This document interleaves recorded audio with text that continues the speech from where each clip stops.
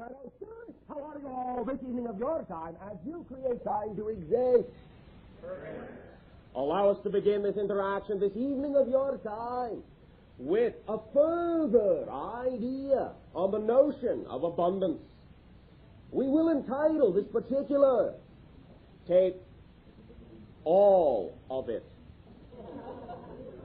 Now recognize that we have discussed many different ideas and aspects and points of view and approaches to realizing your own abundance in life, which is natural, a natural state of being. You are naturally abundant. And if you can allow yourself to perceive that natural abundance, then you can open all the doorways through which abundance can come to you in any form, any way that it is able to come. Not placing upon it, as we have talked about before, any particular expectation of how you think it should come, because then that may actually limit its ability to come to you in the quickest possible way. You have discussed many times the idea of the ownership of materiality, of material things, of what you call possessions upon your planet. And there have been different schools of thought throughout the various ages on your world regarding the idea of whether or not you, quote-unquote, own anything. Generally, it is surmised by those that think of themselves as approaching it holistically, naturally, that you do not really own anything. And in a sense, this is true. But the idea also can be said in exactly its polar opposite way and still mean the same thing. You own everything. Everything. All of it. Everything, in a sense, that you own doesn't mean that you own it in the sense of having to hoard it. Many individuals who think about the idea of abundance, sometimes out of the habits you have created in your society, tend to think of abundance as an actual holding on to something, a having, a maintaining, an isolating, a locking up, a locking away of wealth of many different types. But recognize, as we have discussed, individuals who truly function as rich individuals, to use your term, you can very often observe is not so much that they have things, but that they use them. They flow things through the persona that they are, through the lifestyle that they are, through the situation that they are. Individuals who express high degrees of abundance and wealth are usually individuals who get things to flow, who are facilitators, exchangers of energy, shifting this for that, replacing this, trading off, allowing individuals to receive certain ideas that they need in return for other things that someone else needs. The whole idea of even your monetary form of abundance is still the idea of exchange, fundamentally, first of all. Not so much the idea of hoarding onto it. For after all, if you actually hoard onto it, all you're actually holding on to, physiologically, is paper and metal. The idea of what money is all about is what abundance symbolizes, the exchange of things. Now, many individuals, as we recognize upon your planet at this time, are dealing with different aspects of their old ideas of abundance and what they may believe prevents them from having what they determine should be the abundance they desire. But this is simply because this prevention, or so-called prevention of abundance, is usually because of the attitudes, the outlooks, the way you look at abundance. Not because you are intrinsically lacking in the ability to be abundant, which everyone is in full natural stead. Now the idea, if you are willing to look at it this way, of recognizing your own natural abundance, is that all of it, everything, belongs, in a sense, to all of you. All of you. You will use a certain form of abundance one time, and when you are through with it, someone else will use it in much the same way that when you are through with one of your dollar bills and you, in a sense, spend it, then someone else gets to use it. The whole idea is to create a flow in that sense. So recognize that you already own everything and that each and every one of you have a natural access to every single form and representative symbol of abundance that exists in your society. The whole idea is to loosen up with regard to how you see yourself as to whether you deserve that or not, and as to whether you can handle the flow or not. For these are the two main ideas that many of you have created that seem to prevent you from utilizing in a conscious way the abundance that is naturally yours. If you know you own it all already, then realize there is absolutely no reason, at least as far as the universe is concerned, why you cannot flow whatever level of abundance through your life that you are willing to believe you are the level of. And all you need to do to really activate that flow of what you already own is to trust that if what you want to do with it represents your intention within integrity, you will be given the opportunity. That's all you need to assess within your conscious commandment, within your conscious decision-making capability, that what you want to do is within the flow of integrity and represents the ideas that excite you. Those things, if you allow yourself to fully believe and trust that you will be able to handle whatever opportunities are presented to you, once you allow it to be all right to be who you are, then nothing will stop the flow of natural abundance in whatever way, shape, or form it needs to come to you. So, simply, remember, you already own everything. Literally, you already own everything. You can use anything. And all you need to do to attract to you the opportunity to use it is to simply make the decision that what you want to do is absolutely within the intention of integrity, because integrity creates a positive flow.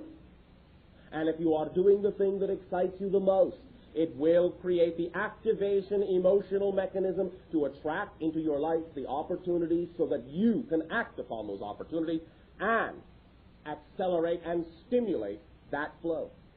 That's all you really need to do.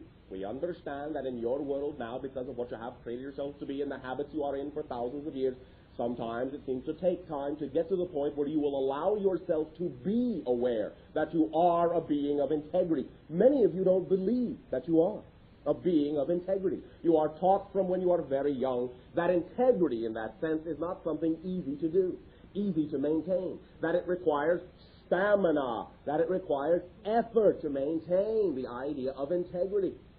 As we have already also discussed, many of you are talked out of following what excites you from a very early age on, not being willing to trust that life can be that ecstatic and that simple. Allowing yourself to finally give yourself permission to know you are a being of integrity for no more complicated reason than because you say so, that will be enough. You have that degree of power. When you decide you are a being of positive integrity, your life will be reflective in a positive way, and the only thing you need to do to determine that you are in fact a being of positive integrity is to decide that you are and act like it. That's it. That's all it takes. It is that simple. We will remind you once again, it is that simple. At this timing, allow us once again in joy and ecstasy to extend to each and every one of you our deepest appreciation in functioning as ambassadors of your society and allowing me to function as an ambassador of mine to bring us and our respective civilizations closer and closer and closer into the same dream, the same sharing, the same ecstasy, the same creative joy. We thank you for the gift of your consciousness and your sharing. And we ask you now, how may we serve you? Hello, Bashar. And to you. Well, I first want to thank you for your suggestion to break the glass. That you How gave did it go? Oh, smashing. Smashing. Well, Thank you. I cheated a little bit, though. Oh, all right. Yes. How so? Well, I thought that I might have to go through quite a few glasses, and I had this tape recorder, an answering tape machine at home that had a minor. It needed a minor repair, but I didn't like the machine anymore, and for the past several months, I didn't want to throw it away, but I didn't want to keep it, I didn't want to repair it, I was sort of on the fence with it. And I decided to use that as my first thing to break. Oh, thank you. So I took your advice when you suggested that I listen for the particular tonal sound, and I took the tape machine and I dropped it in the living room and thumped, and then I dropped it into the kitchen, and I dropped it on different angles and different heights. I dropped it on cement. I dropped it everywhere I could, and it didn't really break. So I took a hammer and I smashed it. I really did have a lot of fun. Oh, thank you. Yes, and you accomplished 2 levels of things as well in choosing that instrument. I know. For you have not only used it as a symbol of your breakthrough and the letting go of some of the old ideas, but you have also symbolized the thing we have discussed with many of you many times, the idea that you are now the recording device and that you do not necessarily have to rely upon the external symbols any longer to keep track of what you think you need to remember in order to simply know that you will know what you need to know when you need to know it. I thought of that while I was smashing away. Nice. When I was done with that, though, I did feel like I still needed to break a glass. Oh, all right. So I broke the glass, Yes. and initially it hit the ground and didn't break. Yes. And I thought, oh my God, it won't shatter. And then it just fell over its side and it cracked. But in addition to what you just said about the tape machine itself, I felt that there was another reason that there was more symbolism behind the tape machine in addition to that. Do share. Yes, I felt that for me it symbolized the smashing or the release of regret. In that I got the machine partly because I was afraid of missing calls and I was afraid of missing opportunities, and then when the machine broke, which I didn't like to begin with, I didn't want to throw it away because I felt that, well, that would be wasteful. It still functions, and I might need it again, and I might regret throwing it away. And so then I kept it, and then I regretted keeping it because it was just taking up space. This was non-ending, and I felt that no matter what I did with this machine, it would be regret. I would have regret associated with it. Well, no, that's what it symbolized. Yeah. Yes. Mm-hmm. And so I felt that was the thing that I released, was my worry about being regretful. So, no guilt. No guilt. No regret. Oh, I had a ball. Okay. Thank you very much for throwing out the old tapes. Oh, thank you very much. And for remembering that you are the creator of your so-called destiny, and you cannot miss a date with destiny. That's true. Thank you. You will keep all the appointments you agreed to keep. And you will not miss a one. Oh, thank you. Oh, thank you very much for having such a joyful time in your self-discovery. Oh, great. May I ask you a question now? I was wondering if you could just give me your viewpoint on gluttony. Gluttony? Mm-hmm. Well, generally speaking, it usually represents the fear that you will never get enough. Mm-hmm. That there isn't enough to go around. It is one of the ideas we have already talked about within the framework of abundance. Mm-hmm. The idea that you have to hoard in order to assume that you are abundant. When in fact you already own everything, there will always be enough forever. And therefore you can simply go on about your business not worrying, because you will be where you need to be and be provided as you need to be provided for when you need it. Mm-hmm. So it is a fear of lacking, basically. Okay. Great. Thank you very much. Thank you very much. Sure. Hello, Bashar. On to you. This last week I got a really much clearer understanding of the fact that my oversoul has created a play, and this play, everything in it is the creation of the oversoul, and I'm the main actress in this play. And this whole play is done so that I'm not supposed to know that everything in it is all me, but it really is. This is all true, right? Okay. This is the old idea. Now you are in an age where you are beginning to be allowed by yourself to be aware that you are everything in it. Okay. You are now allowed to remember that because of what your transformational age is all about. Okay, so then my higher self has then created a dream in which I start out in third density and I awaken. And this is the dream of my higher self? Yes, in a sense. Okay, can you explain in what sense? Don't exclude the self that you consider yourself to be in this physical reality, because you are a part of the higher self. You are not really separate from it. You are the higher self in physical terms. So this is your decision as well. It is your dream as well.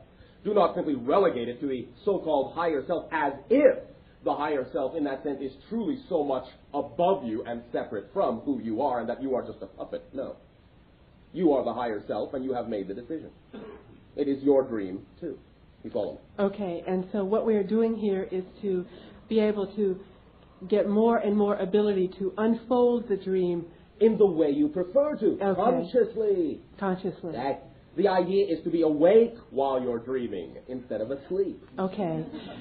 Then what I'd like to know is about judgment. I'm getting the feeling sense of invalidation. In a way, I'm getting the feeling that all these things that I've been studying and reading and learning about, I should do this, I should not do this, one thing is good, one thing I eat is good, one thing's not, crystals are good or this or that, it's all judgment. Is that true? And it can also be seen to be preference. Some individuals may put judgment upon it, but it is all simply representative of preference and all representative of the fact that no one tool is the only tool. There is no one way. As we have said, if there were only one way, there would only be one person.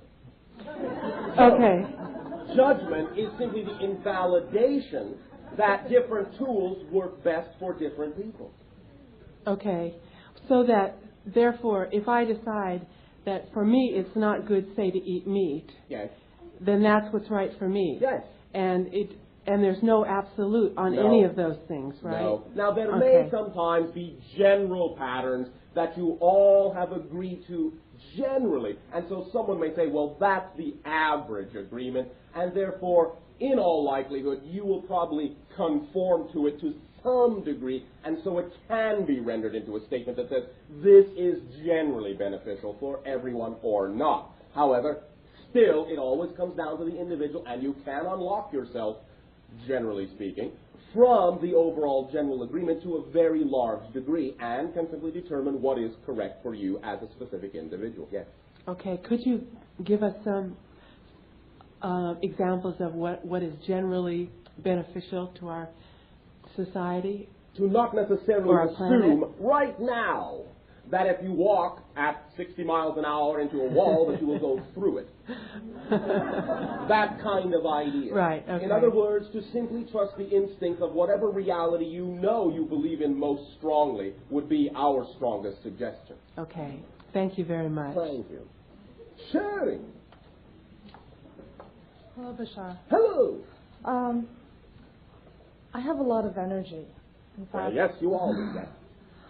My body temperature raises several degrees at night. This is a typical symptom now of the transformational age, because you are allowing more and more energy through you, and yet it is still passing through a body that in your subconscious mind you think not necessarily always capable of handling the increase in energy.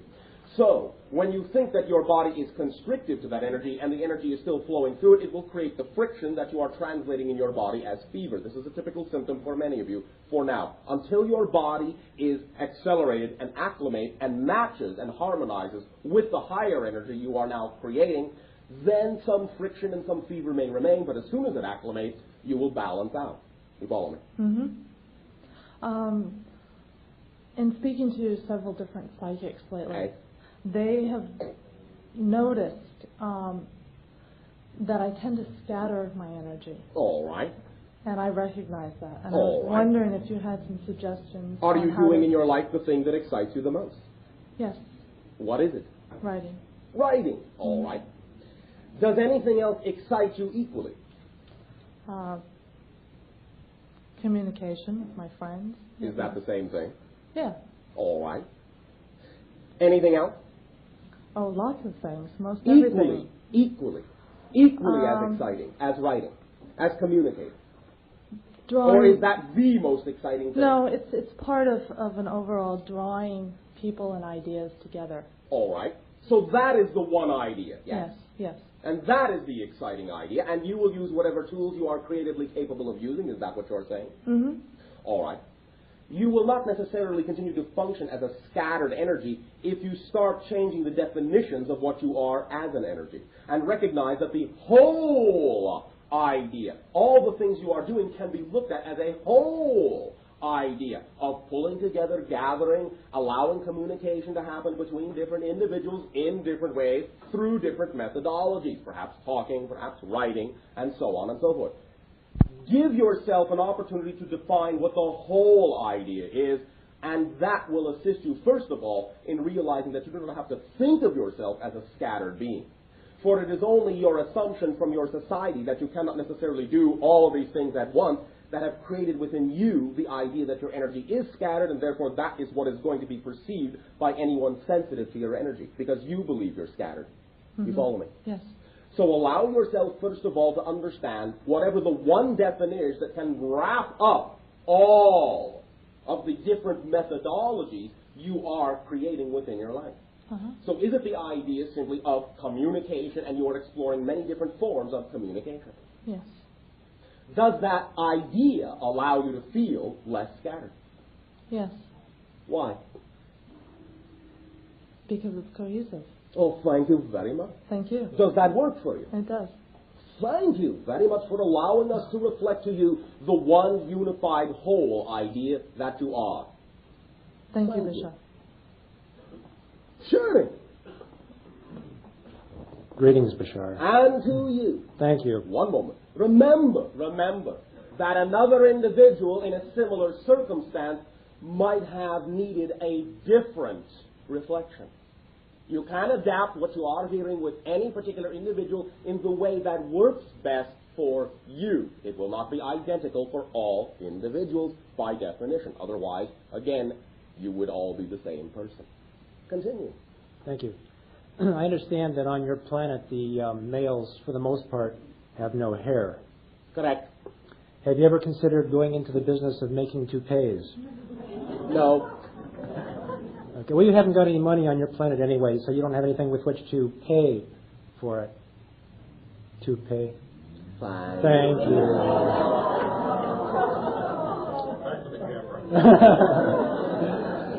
Bashar. Yay!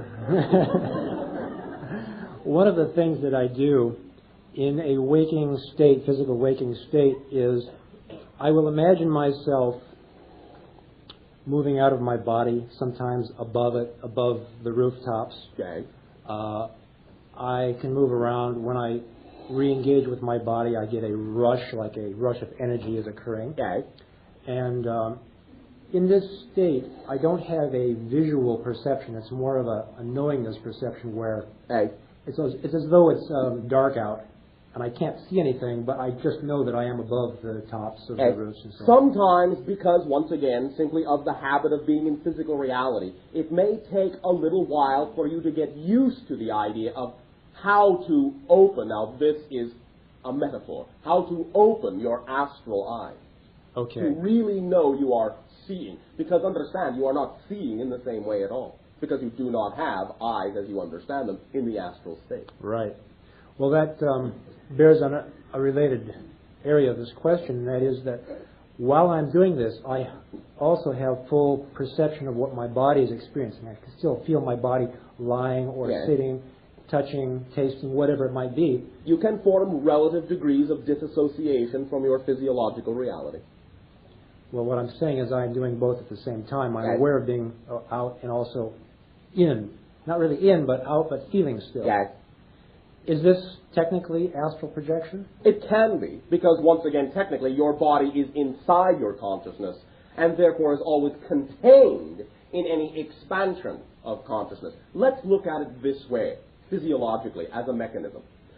Think of your consciousness for now as a sphere, all right? Yeah.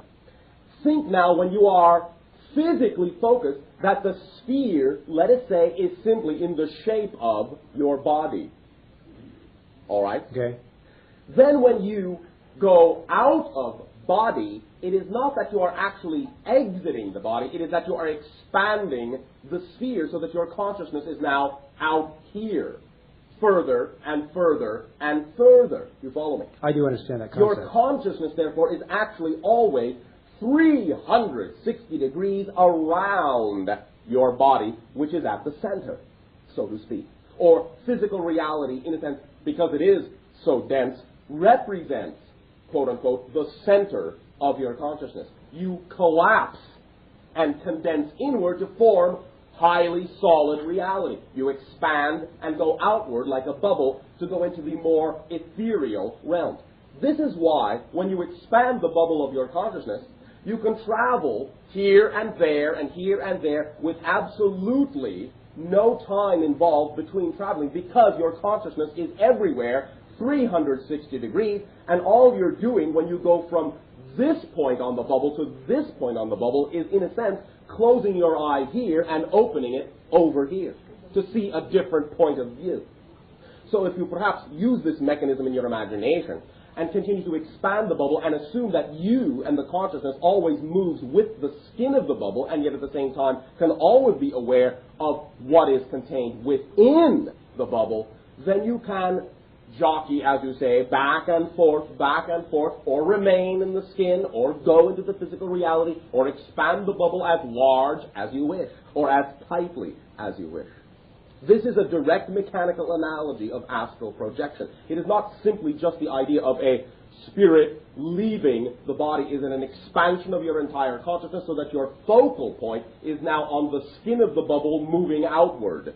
You follow me? Yes, I was aware of this concept. Yes. And when I said I was leaving my body, I didn't mean to imply that I thought my consciousness was exiting my body. Oh, we did not mean to imply that you were implying that. Okay. We are simply giving you, perhaps, the idea of a mechanism to explain the effect you are feeling. Okay. And when I asked, is this technically astral projection, you said it can be, and how would it not be? We simply mean that it is one way to describe it. Okay. So technically, yes. Technically, I'm astral projecting. Yes. Uh-huh. It just depends upon the idea of where you choose to focus the mainstay of your consciousness. Many individuals, in other words, would assume that it is not completely astral projection unless you lost the realization of the focus of your physical form.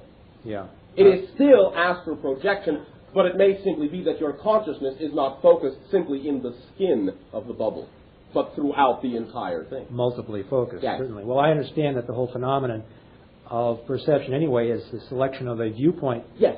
in a created space. Yes, so astral projection is simply, once again, one of those viewpoints, in the sense of being completely disconnected from the body. That is simply another point of view. Okay. Well, you're saying that astral projection technically would require this disconnection or apparent disconnection from the sensations of the body? Or It doesn't have to. Oh, okay. But because of the habit your society is in, and I'm not saying that this is the way it has to be with you, many individuals will not allow themselves to believe that it has actually been done unless they are capable of forming that apparent disassociation. Okay. To know beyond a shadow of a doubt that they actually can shuttle their focus of consciousness back and forth between the physical and the non-physical. Okay. When you are, quote-unquote, physically dead, that is when the disconnection apparently happens naturally. Although, again, when you elevate to higher and higher levels, you will once again reform the connection that you are feeling now. Okay. So in a sense, what you are doing, in order to still feel the connection, is you are expanding astrally to a much broader realm than the immediate sphere just around your planet. You are actually passing through that, so that you can maintain an awareness of the connection all the way through the different levels. Uh-huh. You follow me? Yes. How would one go about learning to open the astral eye, as you said? Again, there can be many ways. You can use simply the analogy of your own physical eye, and while you are expanded, simply begin bit by bit to remove your focus from the physical. One thing that can assist many of you is to assume that you can also turn around on the skin of the sphere and look outward. Certainly. See what that does. Okay. That is one way. Use your imagination as always. Okay. And also there are many suggestions within some of the literature on astral projection that individuals in your society have already written about. Okay, thank you very much. Thank you. Sharing. Hi, Bashar. And to you. I've been reading some of the Seth material, Seth Speaks, and there's a concept in here that I would like your help on. All right. Can you all hear? The soul can be described, for that matter, as a multidimensional, infinite act, each minute probability being brought somewhere into actuality and existence. Each mental act opens up a new dimension of actuality. In a manner of speaking, your slightest thought gives birth to worlds. Yes. Okay. Now, in words that are a little easier, I'd like some examples. In words that All right. You understand that everything exists on different levels of relativity. In other words, to use your pragmatic example on your own planet, the idea, let us say, of the difference between something in your terms that is human or, let us say, an insect, is that the relative degrees between what you assume to be the perspective of the insect is that they would look upon the human as encompassing a large portion of their reality. You follow me? Mm-hmm. And then relative to that, you say, well, the entire planet compared to me is a large portion of my reality. Well, simply stated, then you can extrapolate further extensions of your consciousness to assume that there is a planetary consciousness that considers itself to be a singular being, and to that being there are then galaxies, universes that are a large part of its reality, and on and on and on. But everything is connected. Everything is the same one thing, manifesting in all the ways it possibly can. So, whatever form it takes, the insect, the human, the world, the galaxy, the universe, it is the same thing expressing itself in a different modality. And so it is the same thing having the same thoughts. So every thought it has changes everything everywhere. You create whole worlds, literally. Because all of physical reality is a product of the imagination, so to speak, of infinite creation, which everything is made out of. And every single concept that you define as a separate concept contains the whole of all creation. Is this making it any clearer at all? Yeah.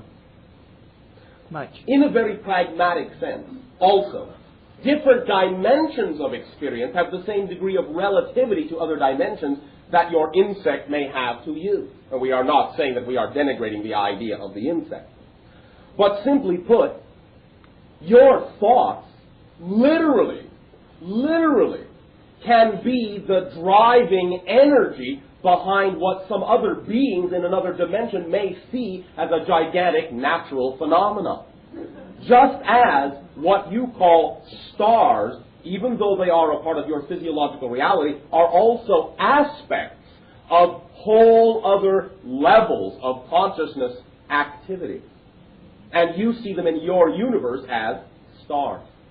That is how they interpret in physical dimensionality. But they have consciousness too, but not consciousness as you understand it in terms of human consciousness. And they are parts of a greater consciousness still, whose thoughts create your worlds, your universe. Everything supports everything else. You follow me? Mm-hmm. Is this making it clearer? Yes.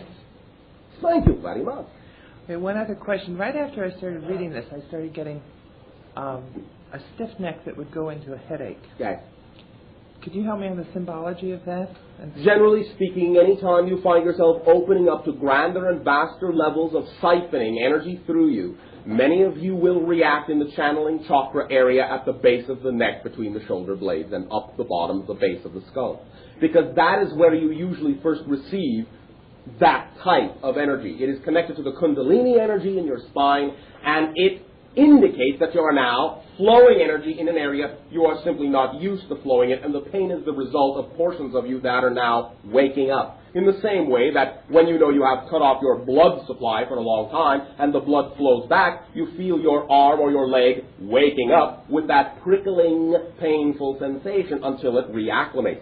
So many portions of all of you have been asleep for so long that when you allow the energy to flow back in, sometimes it's painful because that portion of you is now waking up again. You follow me? Yes. As soon as you let it flow smoothly, you will acclimate. There will be no more pain. So use the energy. Use it to do what excites you. And that will accelerate the flow and alleviate all pain. Because all pain is simply the product of resistance to a portion of yourself that you are now rediscovering. Thank you very much. Thank you very much. Sharing.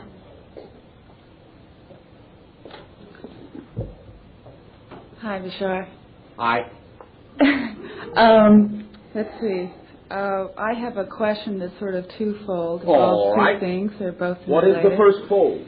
The first fold is I, about 6 months ago, was dealing with having periods every two, or let's say twice a month. And you told me that my body was pretty much changing over to glandular system, and that it would speed up and then it would spread out to a point to where I wouldn't have periods anymore. With a high degree of probability, okay. Not an absolute. Okay, well that started to happen. Okay. It started to, they started to come like every month and a half, and then Okay. every 2 months. Okay. Now I'm experiencing a period which has been going on, this is the third week now, Okay. that I've been bleeding. Okay. Okay. I went to an herbologist, and she told me that I was dealing with sort of the last vestiges of detoxifying, Yes. and that was a hormonal imbalance and so on and so forth. What I would like from you is some input as to what's going on in me, or what this is a symbol of, what this is. I mean, You mean aside from detoxification? Yes. Why To am I some manifesting degree, this? You are going back to ground, as you say, in your society. You are forming reconnections with the fertility power of your planet Earth. You are now reconnecting in many ways to some ancient symbolism in your society. And you are regathering ideas you have found useful in some American Indian cultures that you have lived in many times. God, I've been thinking about that. American Indian past lives. Yes. Well, you see, you are sensitive to the track you are on. All you need to do is trust it. Mm-hmm. You are simply reforming and giving back to the earth in a ritual format. You are, in a sense, allowing there to be a reconnection between the nurturing aspect, the birthing aspect of your entire planet and yourself. As soon as you balance and blend that connection, it will stop. And you will then sustain yourself from a flow of energy from the earth itself, and you will become, in a sense, highly magnetic, and start to attract many, many, many different kinds of scenarios that will allow you then to use what might be colloquially called that old shamanistic power. Okay, great. Because that brings the next point, which is that I very much feel like I'm going through a second coming, in a sense. Yes. Well, you know, that is what the second coming is all about. Yeah. It is not the embodiment of the Christ consciousness in a single individual. It is the awakening of the Christ consciousness in all of you. Right, right. Well, okay. What that leads into is has to do with what excites me most. Yay. Okay. What excites me most is working as an actress. All right. For the last 7 years, I've been dealing with coming extremely close to getting work as an actress. All right. And then not getting May I it. interrupt you? Yes. Will you answer a question for me? Sure. Without thinking about it. Okay. The first thing that pops into your mind, yes or no. All right. Are you ready? I'm ready. Are you an actress? Yes. Thank you. Are you acting like one? Aha. Are you doing the things an actress does? Or are you doing the things a person who is not quite sure she's an actress does? I'm doing more of the first lately. More of it, yes. Yes. All right. Yes. But if there is still doubt, that's enough to hold it all back. Yes. No, I understand that there's a lot of self-worth issues right. here. What's interesting, though, for me is that on a very deep level, I have a lot of confidence and security about my abilities. On a very deep level, all right. What about out here? Yeah. Well, yeah, that's the whole point. And what's funny is that I've done very well with interior decorating, with designing jewelry, with doing a lot of things that are very creatively oriented. All right. But they don't excite me more. All right. Than acting. All right. And I feel like I'm on the verge of something very big again. Well, you are. All you have to do is take the step over the verge. And start acting like an actress. Fully. Okay. 100%. Remember, all you are is a 100% idea. Right. Okay. I guess my confusion with that acting like an actress is that I have had a lot of judgments about the film industry, having had success, having been with sort of the upper echelon of successful people in the business, and seeing how phony a lot of them can be. You don't have to be. No, I don't. And you don't have to be afraid that you will. I've had a big fear of that. Yes. You hit it on the bud. Because that's what holds many of you back again. Yeah. I want to be successful, but I believe that successful people are not worth being. Right. Well, I know that's not true, but I've definitely dealt with those fears. But you are redefining your old beliefs, and you are working them out. As soon as you redefine them all to your satisfaction and start acting like the new definitions you have given yourself, you will have the life that is reflective of the new person you are being. Just be clear about what your definitions are, and you will know why what is happening in your life is happening. Okay. It is as plain and simple as that. If you do not believe that you want to be the type of person that is typically successful, then you will prevent your own success. If you can understand that you can be successful in whatever way you prefer to be, you will not stop yourself. And what anyone else does with success will not affect you.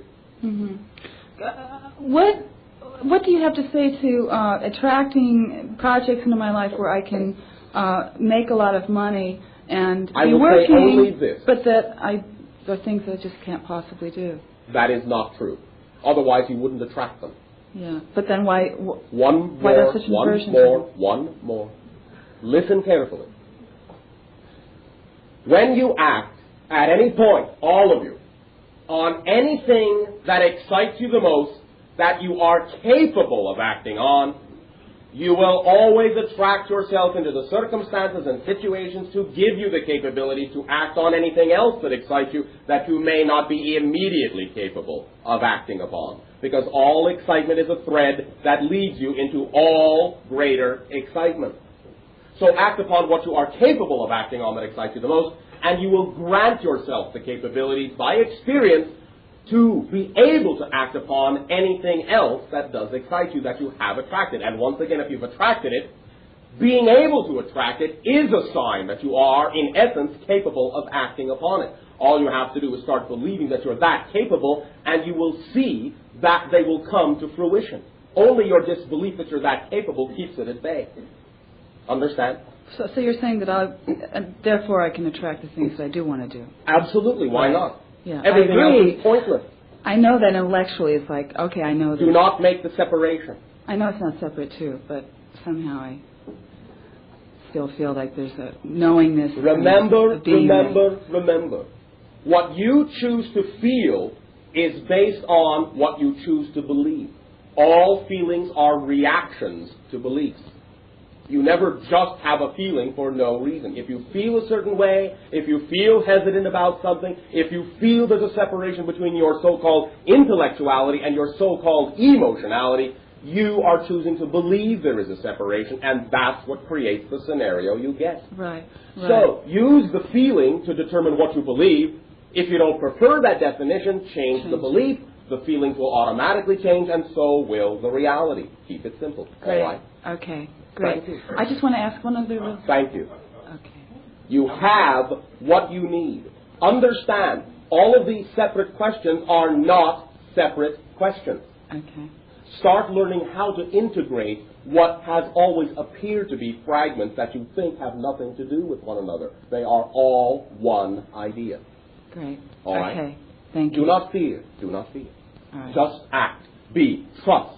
step over the verge, you will be supported. It can happen no other way. And there are no exceptions, not even you. Thank you. Thank God.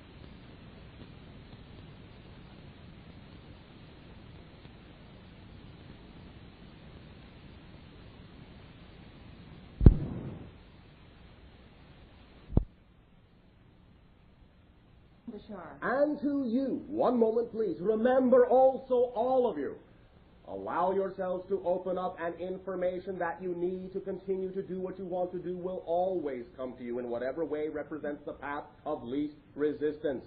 If that is your dream state, then trust. When you wake up in the morning, you will have what you need, whether you intellectually know it or not. The more you act and the more you trust your actions, the more you will see coming out through the actions that you already knew what to do. But you have to act before you will discover that. Continue. Thank you. Last Thursday night, after leaving here, I spent about 5 hours trying to get sleep, and every single inch of my skin was itching like crazy. All right. Finally, about what were you itching to do? Obviously, it wasn't sleep. That's true. I was wide awake. Yes. I heard little scuttlings on the ceiling and kept having imagining people peeking in the window. All right. And so I thought that was very Is that what made your skin crawl?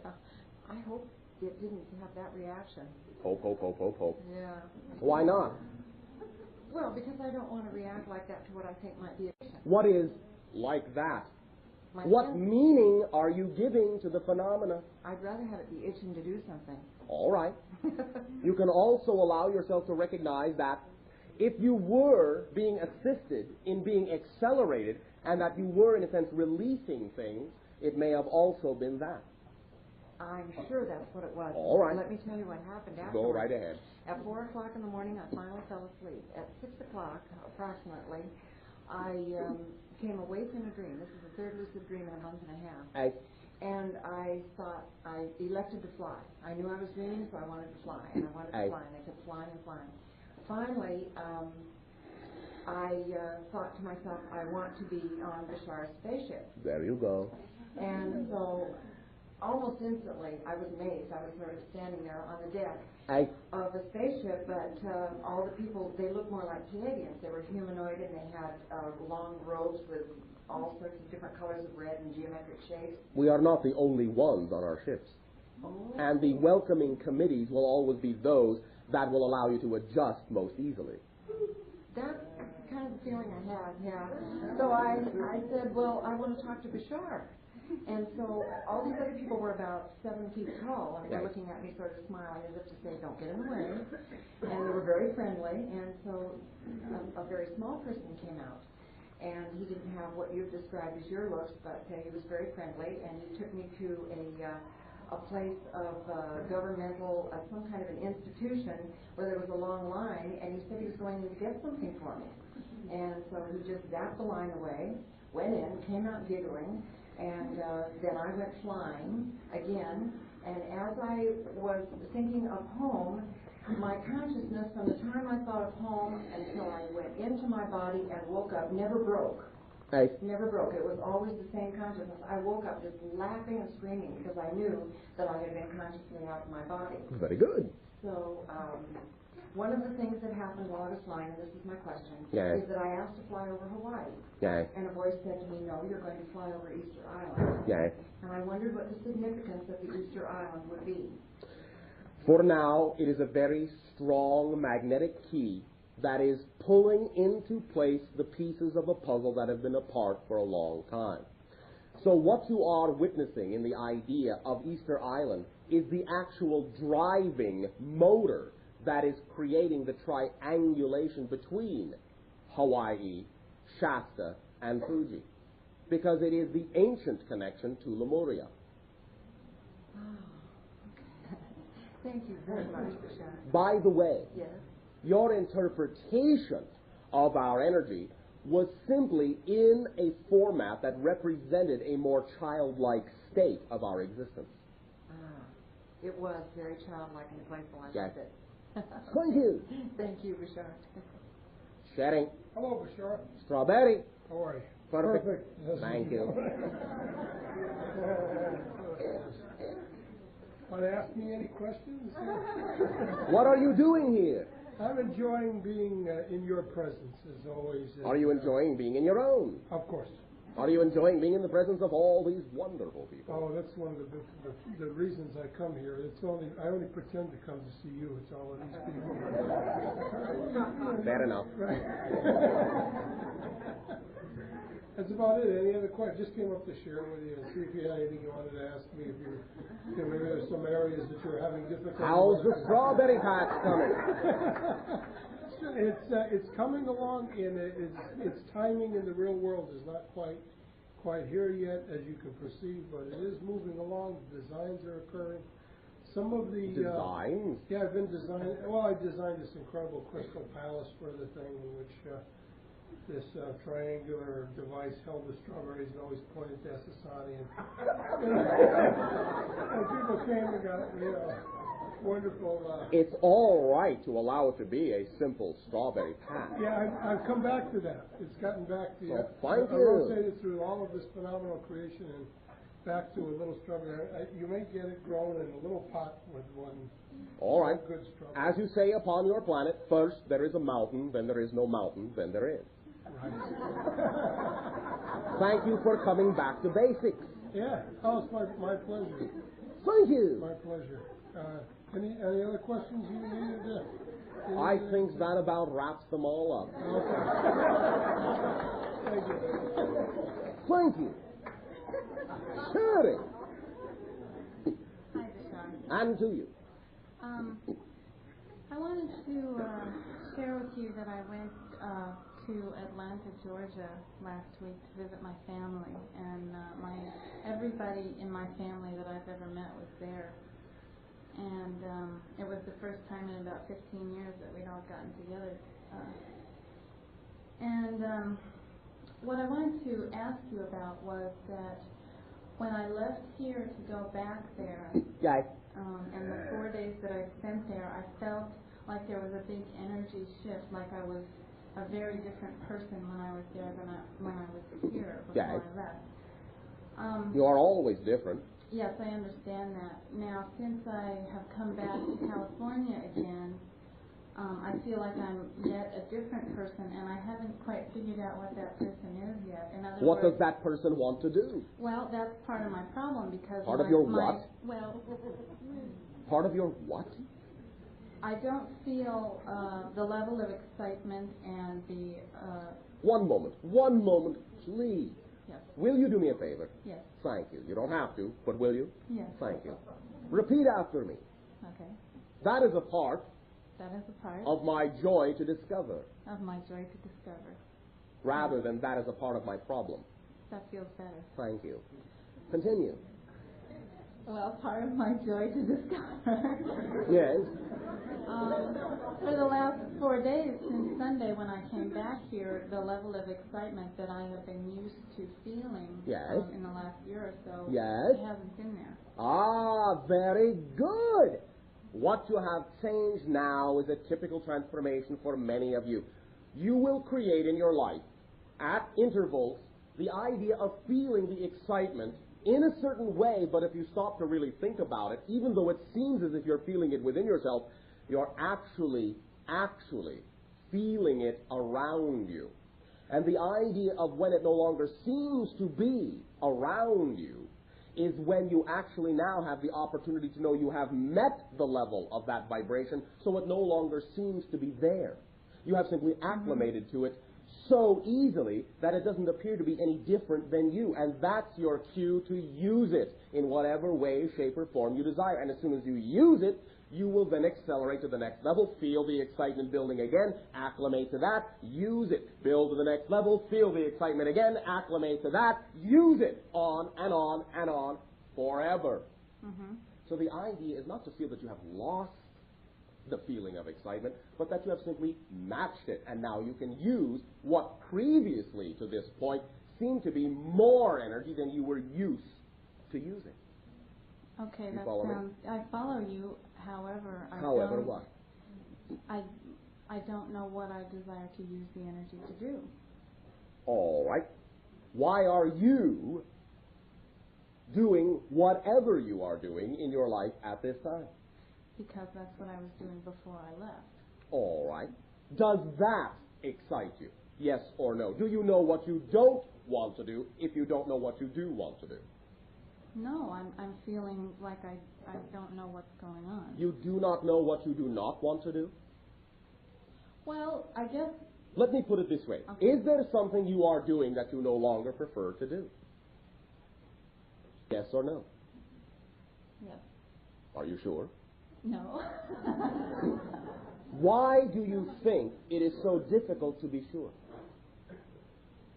I guess because I'm afraid of letting go of those things. What would happen if you did? What do you fear would happen if you did? I'd become destitute on the street. Oh, destitute. How dramatic. Now, may I ask you a question? Yes. If you really stop and picture it, do you honestly, now you can say yes, I don't care, do you really honestly believe you will be absolutely destitute to the full extent of the meaning of that word? Of course not. All right then. Then you don't have to be so melodramatic about it. You asked me what could happen. Yes, yeah. But I am asking you what you really believe will happen. Not just what is possible for someone, what is possible for you. I'm talking to you. Maybe what I fear would happen is that I would let go of everything and nothing would come in to replace it, and I would just... How is that possible? I don't know. Do you know, as you have heard many times, that nature does not allow a vacuum to exist? Yes. Do you understand what that means? Yes. Then understand you cannot create a hole without something filling it. It's not possible. There cannot be non-existence in your existence. If you change, things have to flow in the direction you change them into. They have to. Have no choice. No choice. You are at the controls. The way you steer is the way your whole reality will follow. Has to be that way. So is what you're saying that I don't have to have something to replace it with before I let go of something else? You already do have something to replace it with, and when you let go, you'll find out what it is. The reason you don't know what you want to do is because you're not willing to let go of what you don't want to do enough to allow yourself to realize what it is you already do somewhere within you know you really want to do. Did you understand that? Some of it. When you hold on to something you don't want to do strongly enough, you may not make even enough room for even the awareness of what you want to do to come in. You have to let go a little bit at least, enough at least, to make at least enough room for the awareness of what you want to do to come in. You're not letting go at all. Let at least something go. You're going to be in control. You can regulate it. You have that much control. Let it go at least a little bit and make at least enough room for this little teeny tiny awareness to come in and say, look over here. This, well, all right, I won't scare you. This might be something you will be interested in. I'm not saying you have to be excited about it right now, but this might be something you're interested in. Allow enough room to at least be aware of what it is that does excite you. Because you do know, but you're not allowing yourself to know that you know it. You follow me? I follow you. All you how need does is that trust. connection... Trust. Trust is how the connection is made. Let me tell you, I can do no better than this. When you do that and when you trust it and act on it, The only thing I can tell you is that I absolutely guarantee it will work. But I can do no better than that. That's up to you to find out. I and no one else can prove it to you. But you will prove it to yourself. The second you decide that's what you want to believe will happen. Remember, believing is seeing, not the other way around. Mm-hmm. So if you are not willing to believe it, you will not see it. But I guarantee it, the second you are willing to believe it, you will see it, and nothing can stop it. Nothing can stop it. Absolutely nothing can stop it. Nothing. We once talked to a member of your society, affectionately called the Wizard, and we gave an analogy. Perhaps now this may or may not work for you, but it might work for some of you. We are not saying that you have to literally believe this is true in a mechanical sense, but it might shake up your perspective, turn it around a little bit. Rather than assuming that you have to, in a sense, pull something into existence, why not assume that anything that you do not specifically deny reality will come into existence? So that then all you have to think about are the things you don't want, and then everything else will happen. You can do it that way if that works better for you. But understand, every single circumstance has an equal opportunity and an equal energy to manifest in your reality. So simply take it for granted that all of the wonderful, positive things that represent the person you say you would like to be will occur. And the only things that won't are the things you don't prefer. You follow me? Mm-hmm. See if that works for you. But trust it. Allow yourself to be relaxed. Allow yourself to center. Allow yourself to meditate in a relaxed and joyful way. And remember, if you are actually enjoying the process of discovering, then you are not being impatient, waiting for something better to come along. The more you enjoy where you're at, the quicker you realize any other probable reality you may also desire to be. Wait, can you say that once more? The sooner you enjoy where you are in the now, the more likely you make it that you will attract other opportunities for you to act upon.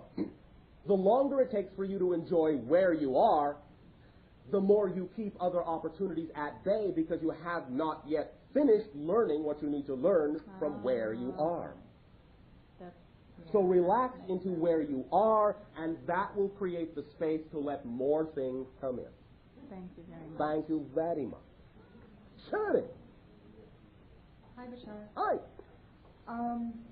You said that it will always, the abundance will come and all that good stuff. Yeah, all that good stuff, yeah.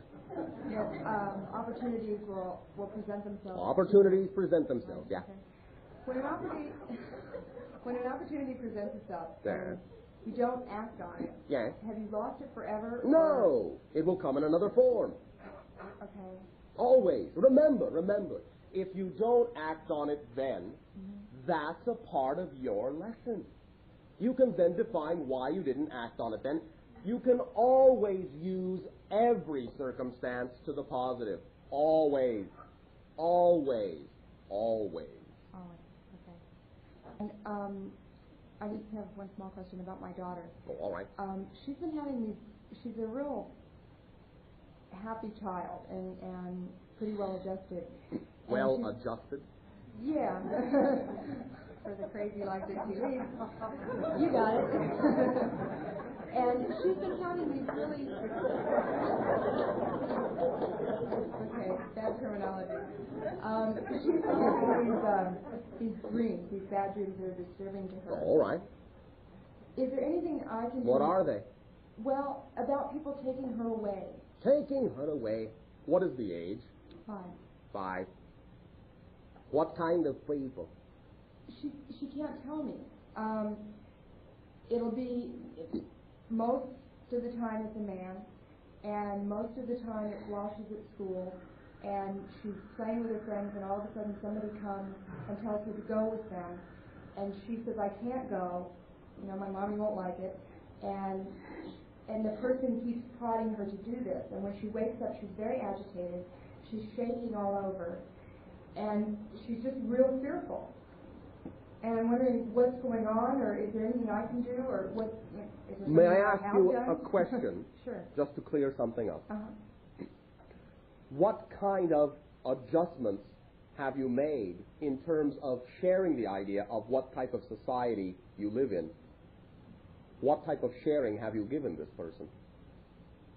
What have you told this person about the idea of self-protection? And how strongly have you stressed it? Well, she's real popular with all of the grown-ups at school. And a lot of the times, because I work at the school that she goes to, they come and she has an art class that she goes to, and there's a dance class that she goes to, and there's a lot of activities that she does. Yes. And they take her on days that she's not supposed to go, and what I talked to her teacher about is that it's not okay for Katie to go during those days, that she needs to stay. Why not? Well, because the other kids are starting to tease her and upset her because she's getting all these special privileges and they're not. Right? That they can go on their days, but Katie gets to go on all these other days. So now she is creating the idea of a reluctance to learn new things. Oh. She is, in this sense, therefore, not going with those individuals, is afraid to go because of the consequences. Oh. Because her inner trust knows that those individuals will not do her harm. Right. But the fear of the reactions around, in that sense, are what she is incorporating into her own fear structure. The idea that knowing she is free, knowing she can learn in different ways, is at this time not acceptable to the structure of your society. Mm-hmm. This is what is represented by her nightmare. Okay, so I should just let her go, or? You can talk with her about the idea that, first of all, anyone who says anything that, in your terms, is a tease or something negative, are simply reacting in and of themselves. Perhaps you can explain the idea of jealousies, which those individuals sometimes are exhibiting. Yeah, that's right. Also, you can teach her that she can teach them that they also can live lives like that if they really actually like what they see happening to her, but are simply jealous because it's not happening to them. Doesn't mean they have to tease her. Give her back her power. Okay. Do not let her give her power away by accepting the idea of the invalidation against her. Okay. Teach her the idea that she can teach her friends to attract individuals who will take them places, show them new things. You follow me? Mm-hmm. Okay. That is one idea. Okay. Let her know that she is learning as she needs to learn, that you appreciate and enjoy that she is learning in a unique and different way, so she will at least have your approval. Yeah. You follow me? Mm-hmm. Because at this stage you have taught a child in your planet that they need the approval of others, so at least give her yours, even though no one really needs anyone's approval. And allow the child to know it is all right to learn in new ways. They will know the difference between when an individual does not have positive intentions toward them, and they will automatically know when to go and when not to. Tell her to trust the idea of the feeling she has learned in all of the positive experiences, and she will recognize a potentially negative one if and when it might be attracted by her fear. Right, okay. But, most importantly, teach her that she is learning, and that if she is enjoying what she is doing, then no matter what anyone else says, that has absolutely nothing to do with what she is getting out of it, or what she can get out of it. Right. And allow her to tell the others that they do not have to be jealous, and that they can attract into their lives the same degree of fun that she has attracted into hers. Okay. All right? That's great. Thank you. And remember, you are also able to communicate in your dream reality. Tell her this. She can change the dream. In her dream, tell her when you dream, next time you dream, if you dream that again, stop everything in the dream. Tell her to say, wait a minute, this is my dream. You are all in my dream. I will go where I wish to go, and I will do what I wish to do because I know how to have fun. Right. I know that I do not need to be afraid. Yes, you may have pride in that sense, but also remember to do it in your dream as well. And that'll help her? It can, yes. Okay. Thank you. Thank you. There will also be some other assistance. Simply open up and ask for it, and the guides will be there. Okay. All right? Thank you. Thank you. Shirley. Hello, Bashar. And to you. I'd like to ask you about the solar plexus. Lately I've been interested. Yes. It is one of the connections to the future self. It is the chakra of intention. Okay. Does it have any relationship at the same time with the physical attraction of magnetism, other things? It can, is it yes. related? It can, because a beam, if you will, speaking colloquially, can be projected. That is the beam that represents the connection between you and what you are, quote-unquote, becoming. And if there is a high degree of activity and energy in that, personality-wise, as you say, it can have a very magnetic effect on other individuals in terms of attracting those individuals to reflect back to you specifically the things you need to learn to become that self you are becoming. So yes, it can be a searchlight. It can be a magnetic beam, if you call it a tractor beam, if you will, to pull into you the idea of all the circumstances and relationships and situations that will allow you to fulfill and express your intention in life. Okay. Yeah. What about, my case, for instance, I don't know if it's related to some negativity. Do you mean because it is uncomfortable? Yes, sometimes. All right. In a sense, negativity, yes, but again, mostly habitual rituals. Things you are clearing out, that is all. Okay. As you open it up, then there will be more than enough room for the energy to flow. It is still a little bit constricted, that is all. Yeah. Allow yourself to be the future self now that you are becoming, and then there will not be as much constriction. Okay. You follow? Yes. Is there any reel or something I could do? Mainly emotions or whatever, I feel it right there, I have a lot of attention in there. Very good. It brings you into the moment. Emotion, energy, motion. Yes. You are dealing with many old beliefs. Okay. It is your process. You can accelerate it if you wish to. How? The way to accelerate it, as we have already said most easily, is to not necessarily think you need a long process, but start acting like the you imagine you're becoming now. Okay. Imagine how you would like to be and start being that person. Yeah, but still feel like a lot of emotion even thinking about that, and I feel a little bit I've been feeling something in there that, well, that's all right. Let it come. I haven't been so hungry or something, which is all right, but it's something uncomfortable in there anyway. It does not have to be. Okay. And the more you dive into it and go through it, the shorter amount of time it will last. Okay. Only assuming that you don't want to deal with it makes it stick around and last longer. Dive into it and you'll be through it. Okay. Right. Dive into would be, yes, like meditating to something. Or act it through. Okay. Or explore, yes, meditate. Why am I feeling the way I am feeling? What am I believing? Am I fearing something? What am I fearing? If I'm fearing it, what am I fearing? Oh, that's what I'm fearing. All right, why am I fearing it? Well, first of all, I choose to acknowledge that I have chosen to fear it. Once I acknowledge that I have chosen to fear it, it's back in my control. Do I still wish to fear it? No, I don't. Thank you very much. On your way. Okay. It is that easy. Okay. You can process it that quickly. Yes. If you are simply honest and clear with yourself. Okay. And acknowledge what you have created as your creation, because you cannot transform what you do not own. Yes. Okay. Thank you very much. Thank you. Pleasant dream. Shedding. Hi, I'd like to share one little thing. Just talking about Sedona before, and I had a real strong interest in going a couple of weeks ago. Yes, highly magnetic. Yes. But then I said, oh no, I've got these business cycles, I've got to do this. All I can't go this week. All right. So it's really interesting that all the business cycles didn't need to be done that week, after all. So it turned out that would have been the best week to go. Trust your instinct. So that was a small sharing. Thank you for that discovery. You are now a completely different person. Good. Now I have one question.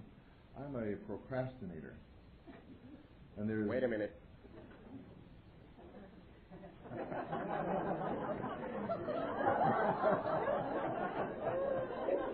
Just want you to feel at home. Oh, good. Thank you. All right. Now you may continue if you feel like it.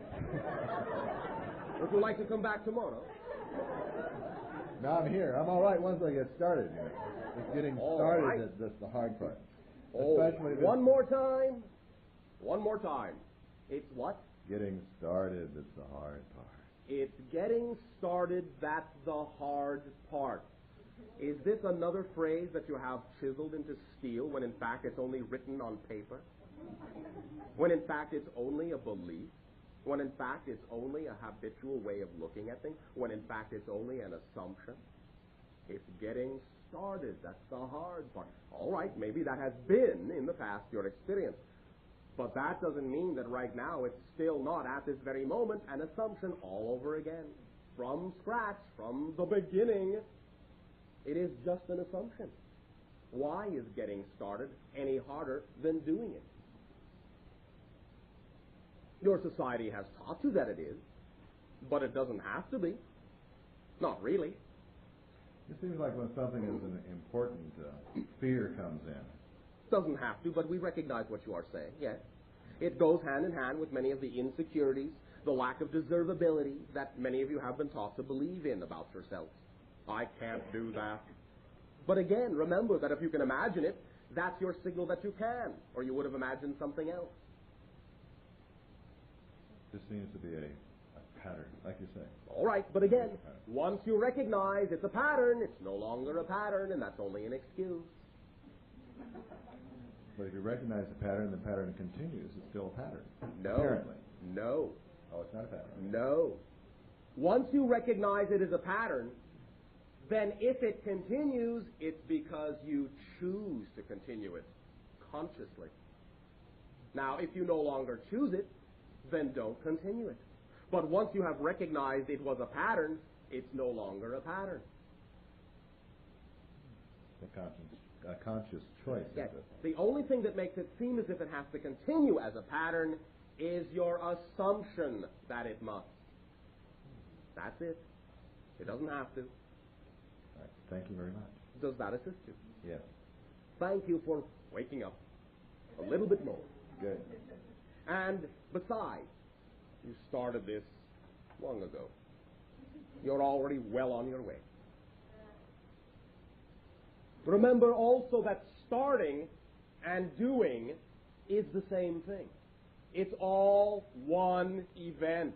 If you cease to think of it as a beginning and a middle and an ending and in between here, how long is it going to take to get from there to there and so on and so forth, if you stop parceling it out, it will be more of a single spontaneous event with the beginning, the middle, the end, so to speak, all being very close and sometimes even overlapping.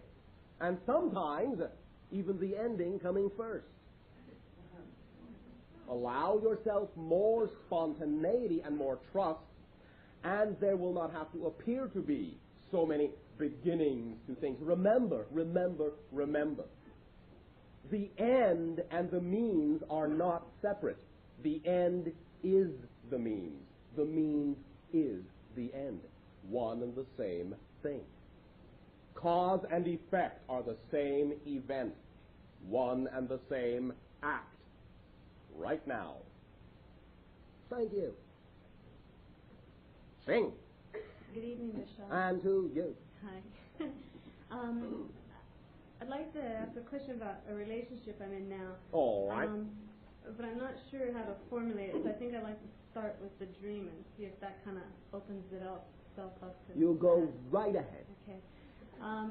This morning I had a dream of, I appeared suddenly in a bar of a restaurant, and it was a very expensive, high-class restaurant, and I wasn't sure I was going to be able to get seating.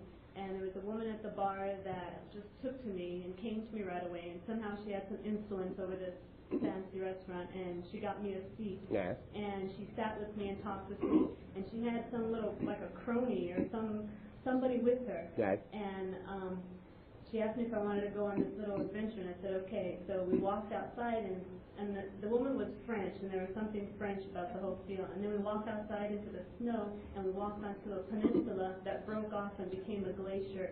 And we were on the water on the glacier, and when it first broke off, I was afraid, and I started to scurry, and then her little crony turned into a mermaid and said, "Don't worry, you won't drown. You can hold on to me here." Yes. Great. So that was all fine. And so it was really great on the yeah, on the iceberg.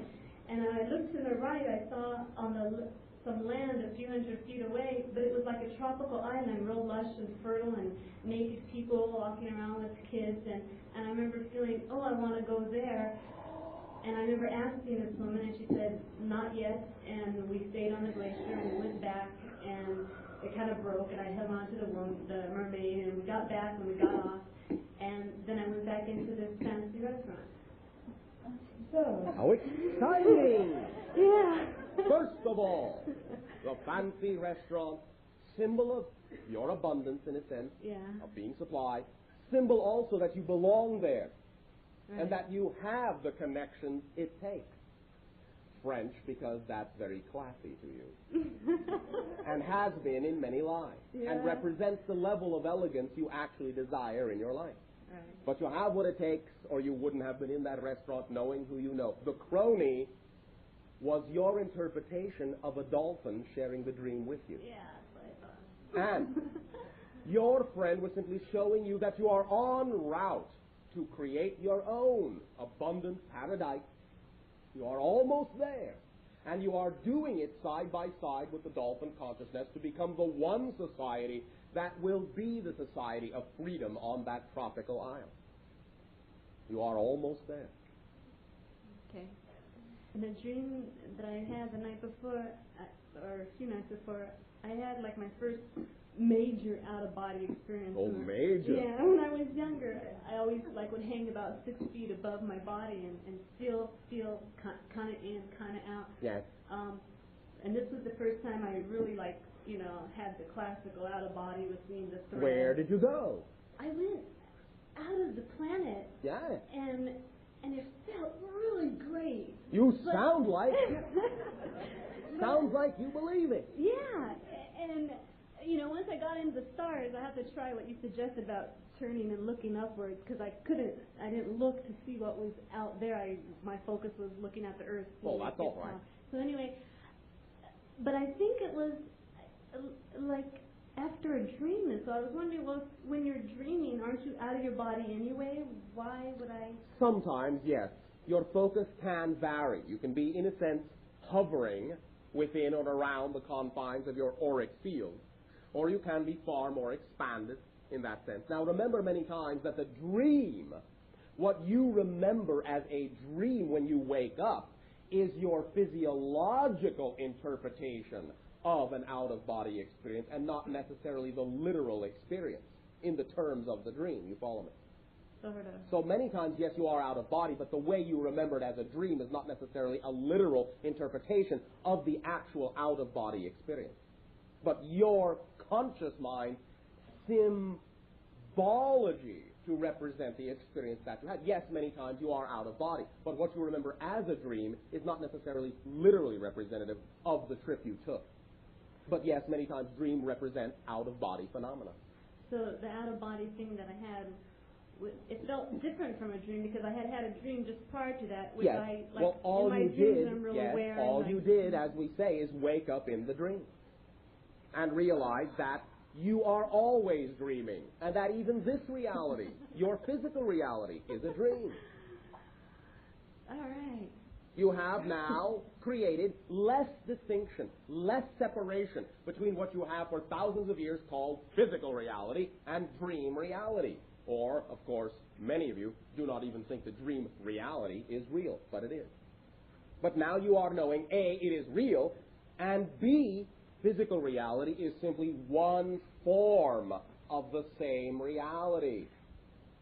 No other difference. No other difference. Well, you know, it seems like I'm more excited in my dream state these days. Yes. My dream life is just fantastic. And your physical reality can follow suit. Okay. So as long as you understand there is no separation, and do not think that the dream reality is so much better than the physical reality. Allow them to remain as the same reality, and your physical reality will become just as malleable as the dream reality. You follow me? Yeah. Okay. Wake up in this dream as well. And see it for what it is. What you imagine it to be. Physical reality. Literally, I am not speaking philosophically. I am speaking literally. Physical reality is only what you imagine it to be. It has no solid basis without you. You follow me? Yeah. It is you. You are it. Physical reality is the dream you are being right now. So that's why I went back to the to the French restaurant, because I got it. Okay, thanks. Thank you very much. At this timing, you may all enjoy a short break, and we will resume contact momentarily.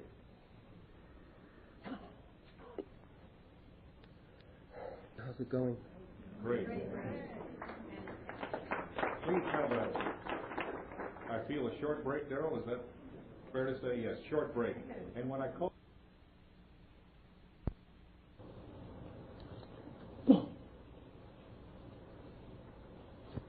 I'll say, continue. On to you. Better? I have this interesting phenomena that's going Speak on up. in my life right now.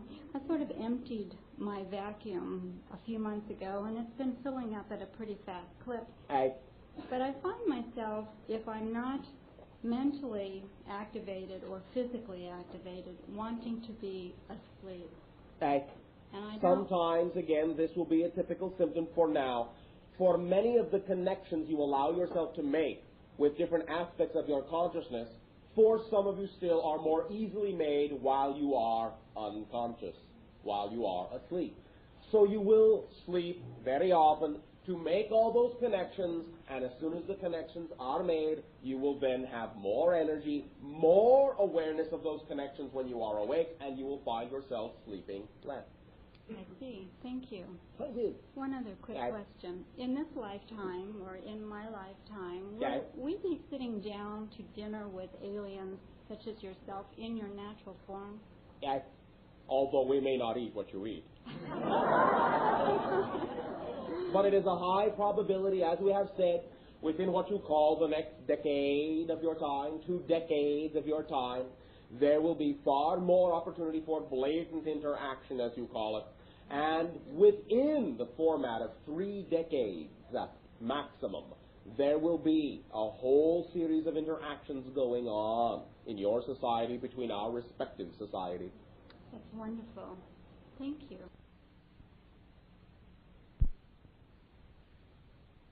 Thank you.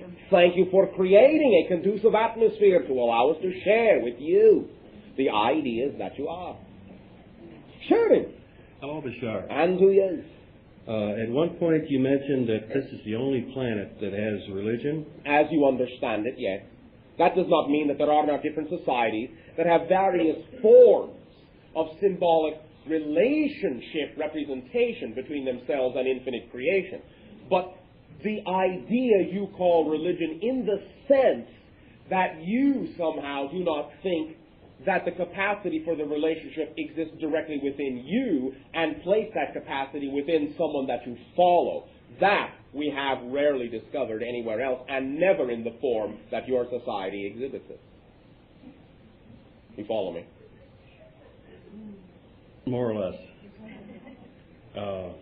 It'll come. All right. The notion that we find most different is the apparent belief in a disconnection between yourselves and the infinite creator. In other words, that God is outside of you, instead of the fact that you are God, that you are made of God, that everything is God, that there is no separation, that you do not need to follow someone to do such and such a thing, and that such and such a thing is the only way to be God. That is what we find different about your planet. That individuals, because there is such a high degree of limitation and separation in your history, have simply created ideas and patterns that there is only one way to relate to the idea of a God that is separate from you to begin with, instead of the idea that everything is God, and therefore every way is another way that God has to be itself. Do you follow me? Yes. Does that define the difference? Yes. Does that serve you? It certainly does. Yes. The final part of that question is, are you familiar with the Siddha or Siddha yoga? Not by the definition you have given it.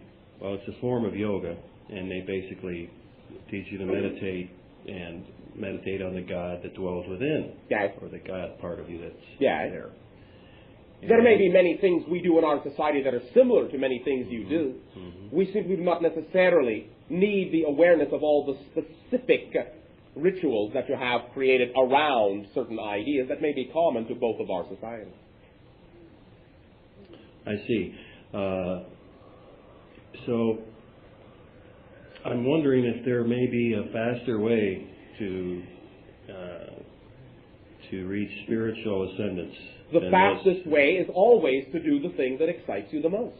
Because when you do the thing that excites you the most, you are matching the highest possible vibration in your reality. And it is the excitement that always lets you know what is, in that sense, the most spiritual thing you can do if you're doing it with integrity. That's it. Anything and everything that falls into that category is the way to accelerate most rapidly. Because remember, physical reality is not non-spiritual. Your physical body is your spirit in physical terms.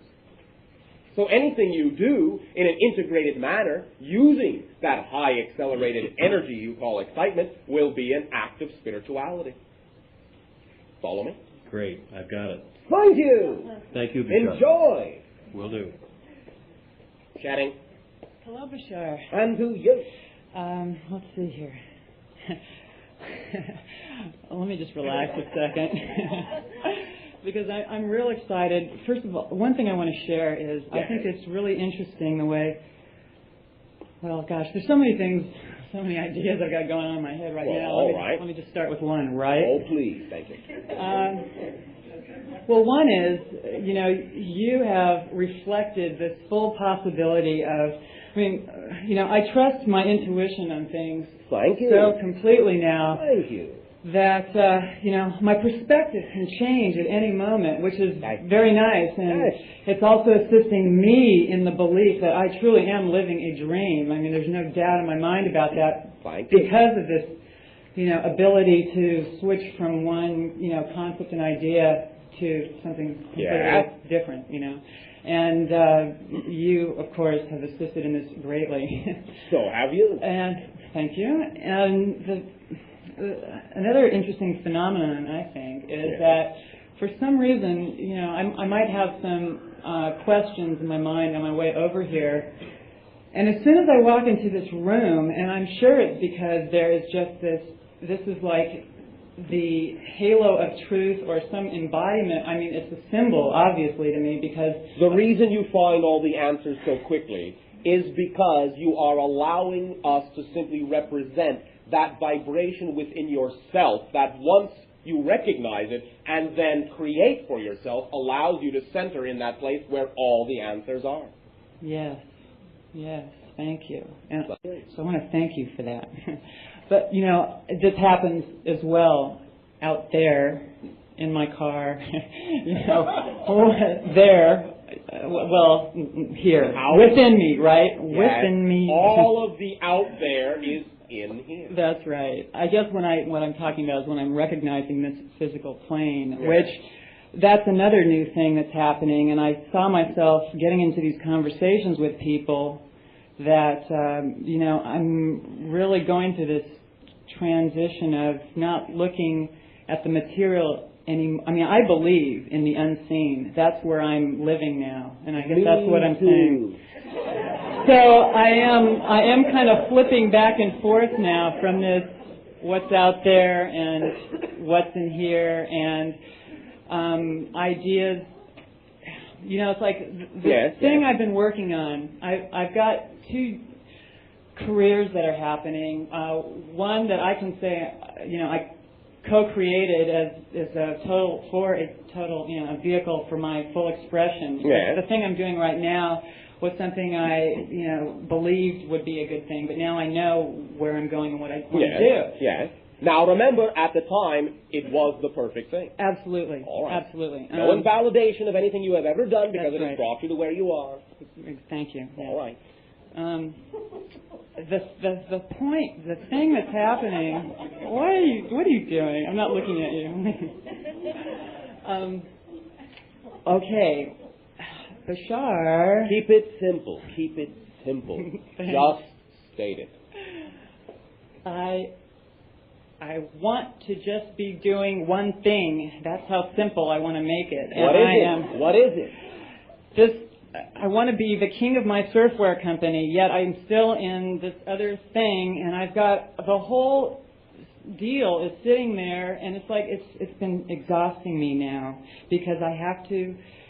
It always is exhausting when you keep your ecstasy at bay. When you do not trust yourself enough to act upon the full 100% idea you want to be, that's tiring. Okay, I'm acting as if I am the surf king. But do you believe it? Yes, I do. All right, then. So why am I still having to check into this other job? Why? You answer that. Why? Why are you still creating it?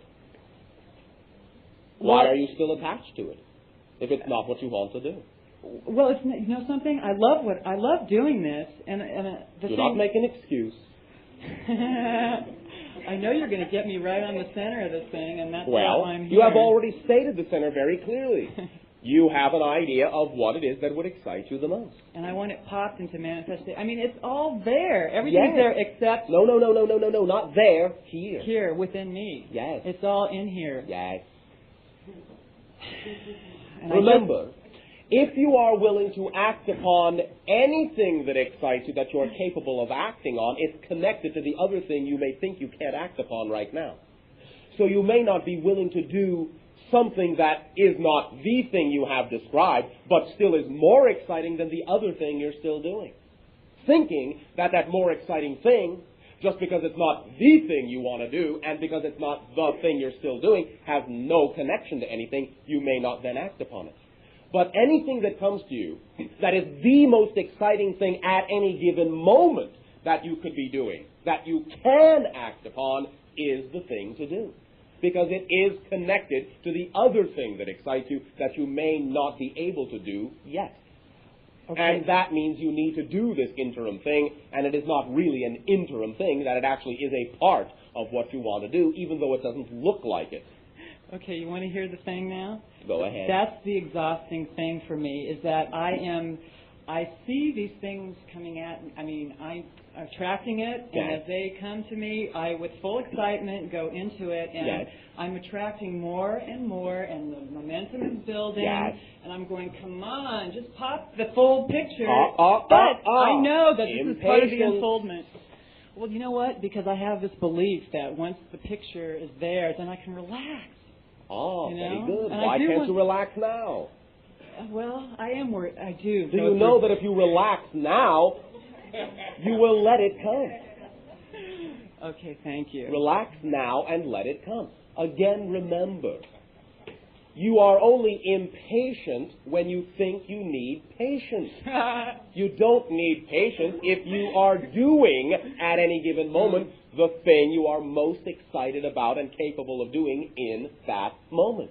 When you live in the now, then you are doing what you want to be doing. Even if it doesn't have the definition of something else you realize you might be doing, it is still a part of the whole thing. So you are doing it. Relax. You are doing it. And the sooner you relax in the understanding that you are doing it, then the way you wish to do it will be more probable. You follow me? Yes, I do. Remember, you are always doing right now and always will be doing right now the things you want to do, but you will continuously do in different ways the same thing.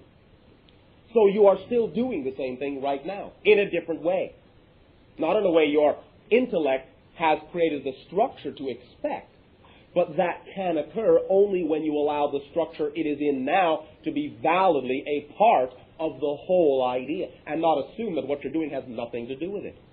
Okay, that's what I want to say then, because now you've got me right in the center of it. All right. I was, doing this other job that I have been doing, a career that I have, and, with full confidence and fully into it, excited, loving it, knowing that this other thing is taking care of itself and I am being who I am, loving what I'm doing to the fullest. This other thing is going on and pieces and people are coming together on its own, right? Yes, oh yes. I see that happening. And then what happened is... That doesn't mean you do not act on opportunities that present themselves, however. That does not... Say that again. That does not mean that you do not act on opportunities that present themselves. In other words, when you say, well, yes, the thing is happening on its own, yes, it is, but you still have to act upon opportunities that present themselves. Sure, yeah. I do play a part in it, yet I was like... really much in the middle. Play a part, you are it. Okay. Well, now I feel like I've been able to, concentrate on one thing while I have somebody else now concentrating on this other thing. Okay, this person went out of town, and I was not confronted. I know you don't like that. I do not dislike anything. Oh, that's true. That's a good point. Either do I.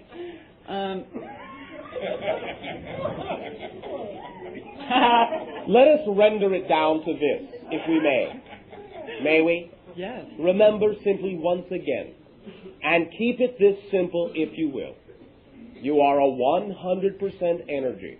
If you are 90% the thing you want to do and 10% the thing you don't, you can only get the thing you want 90%, and that final 10% may be the lever that will actually allow the entire 100% of what you want to do to fall in your lap.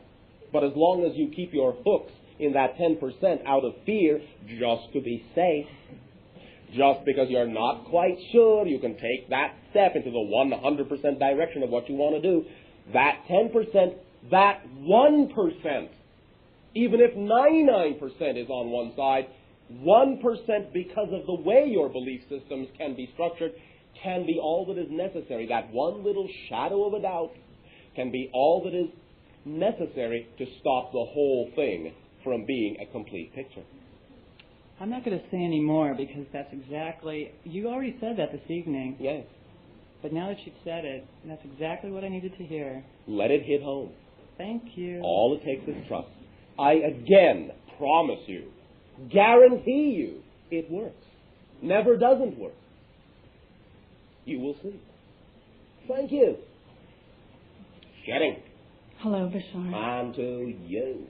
Thank you for everything you just shared. That was one of my questions. Thank you. For being so synchronistic. It's hard to do that. I better not say that. I want... Now, one moment.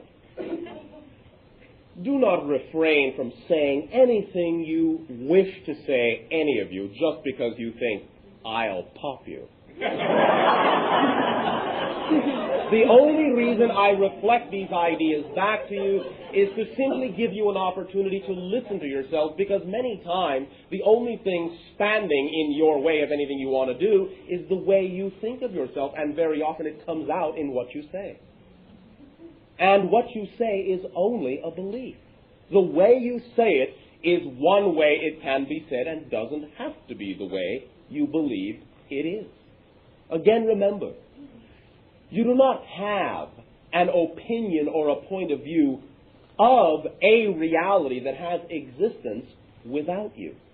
Your opinion and point of view is the reality you experience. Literally, your opinion is not of a reality that is separate from you. It is the reality you experience. So how you think, how you look, how you see things is the reality you experience. Plain and simple. Continue. Okay. I talked with you before about what do cats see. And you suggested to me to do some paintings about that. All right. And I haven't done them yet, and I never felt inspired to do that. All right. Perhaps simply talking about it was enough. Well, in the way that I usually paint, which is with oil paints. How do you wish to do it? Well, what happened was I got this little intuition to buy this certain kind of pen and ink. It was all very synchronistic as usual. And as I bought the pen, immediately all these ideas came to me. Oh, very good. For some drawings and a story. Very good. You see, cause and effect, the same event. Yeah. One cannot exist without the other. So the whole story even came to me really fast. And I stopped in a restaurant to write it down because it was coming so fast. And while I was at the restaurant, Reba, who usually comes here, she's not here tonight, just happened to be there in this restaurant, and I got to talk to her. Yeah, all about this thing with the cats and everything. And I'm excited about that. I'm also afraid because I was so totally into doing the oil paintings and the kind of scenes that I do, and I love doing that. Yes. And I have this fear that if I do this, the writing a little book and the illustration and all that, that somehow I'm not going to be doing my full 100% in my painting. No nonsense. Not to be derogatory or judgmental.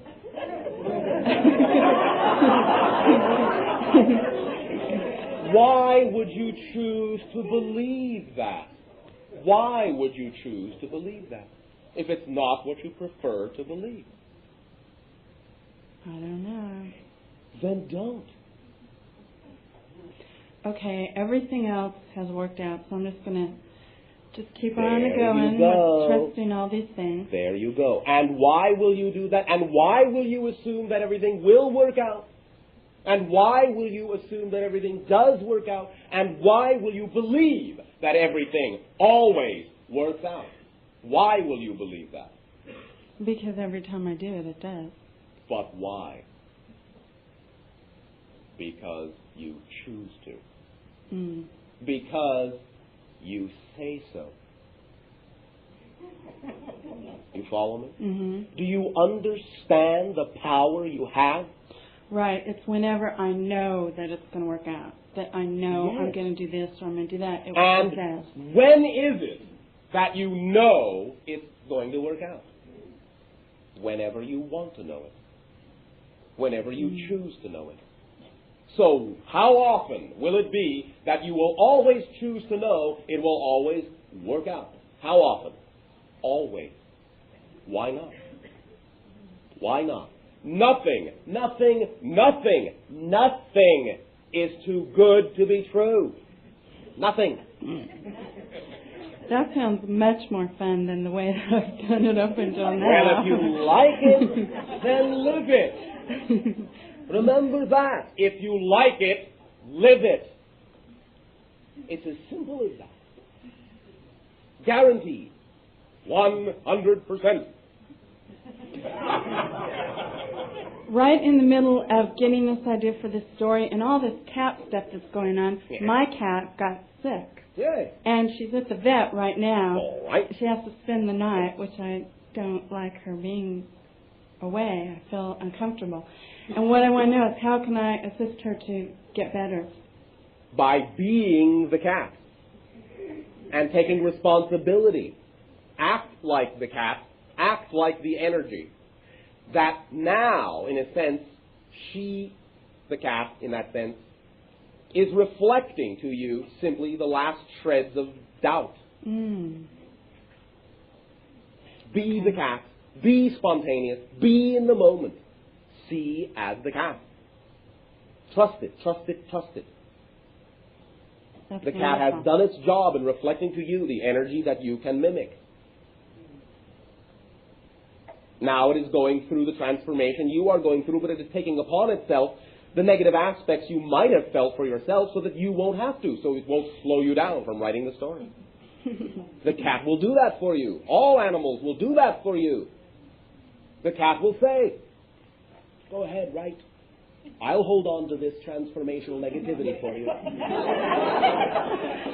Because I know, the cat says, I know I can transform it. You may not be too sure yet. I love you enough to do this for you. So, while I'm doing this, what are you waiting for? The longer you take to be who you are and write that story, the longer I'll stay at the vet.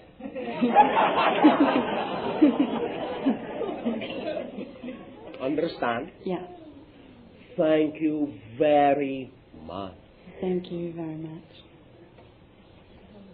And by the way, there is some very, very, very, very, very strong, what you call Japanese influence in that artistic style from other lives that you have.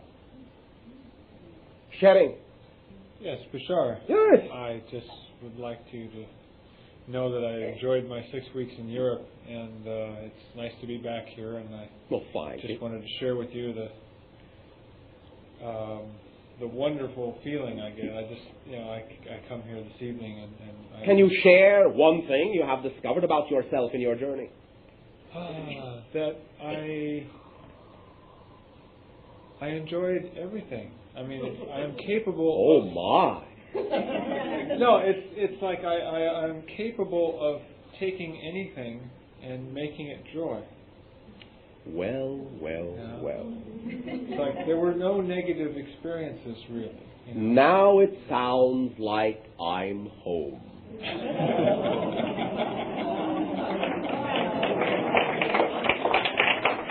Thank you for creating a home for me to come to as well as for you to come to.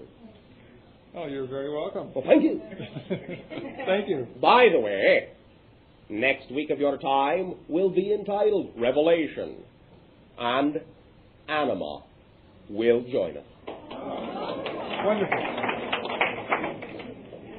Thank you for your sharing. Sharing. Hello, Bashar. Come to you. I'm still kind of hung up on self-imposed karma. Hung up on self-imposed karma. Is that... Are you comfortable up there? That's what I'm wondering about. Is it self-imposed by the higher self or this fragment of the higher self? Again, there are two types of free will, two types of recognition. The higher self, quote unquote, who you are when you are in between lives, because then in a sense there's really no distinction at all between the higher self and you,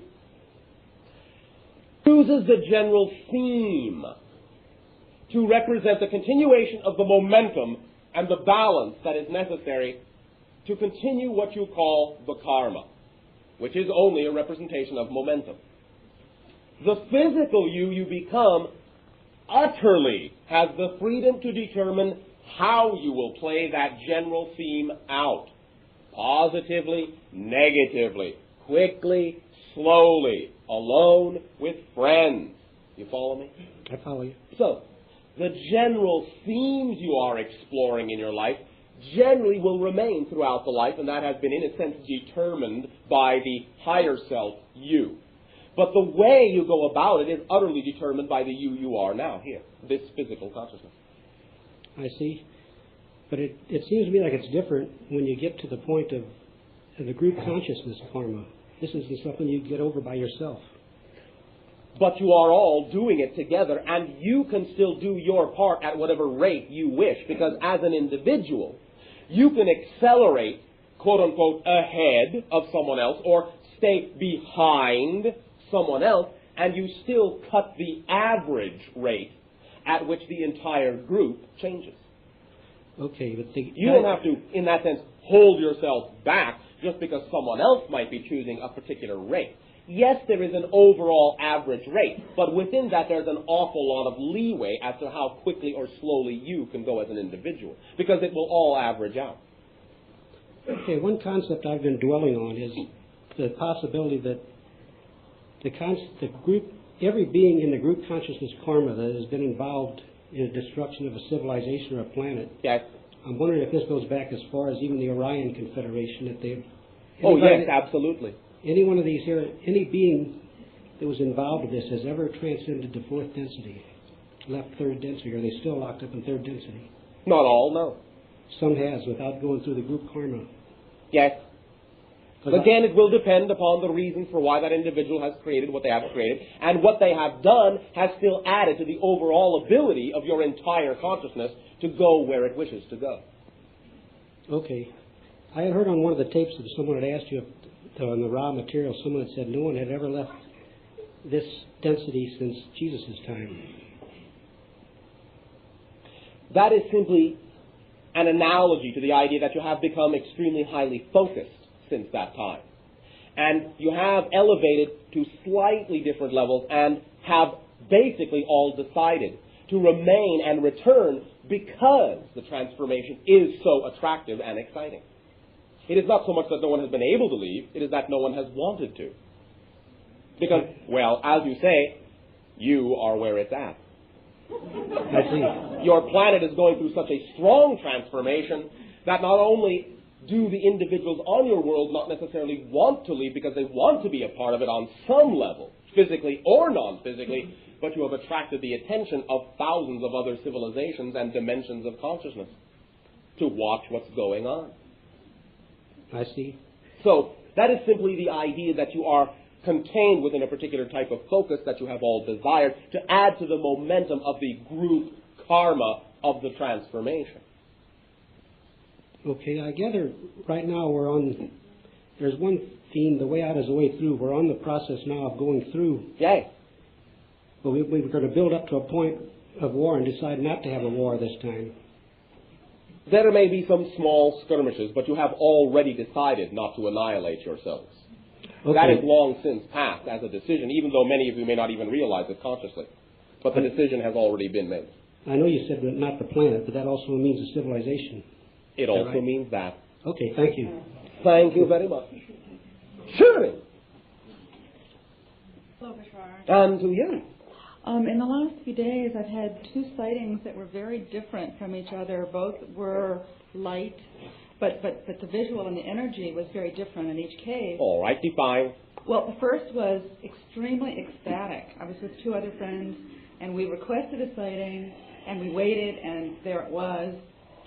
You want to hear more details about it, or can you already see it? No. Second. What? The second. The second, I was with another friend, and there was a very, very bright light, and we had also asked for sighting all day, and we saw it at night. And what was the feeling this time? Just really excitement and confirmation that, in fact, we can communicate. What was so different about the second from the first?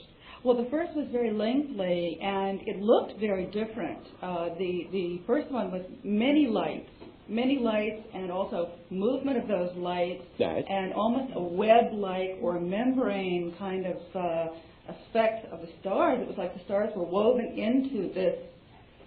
All right. Forever. All right. Quite incredible. It was like a big web that filled the whole sky. All right. Okay. The holographic nature of reality. Go ahead. Yes, exactly.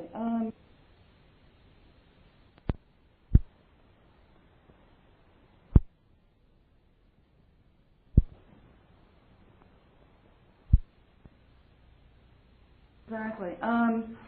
So my question is there a message, and where were these people or these beings from?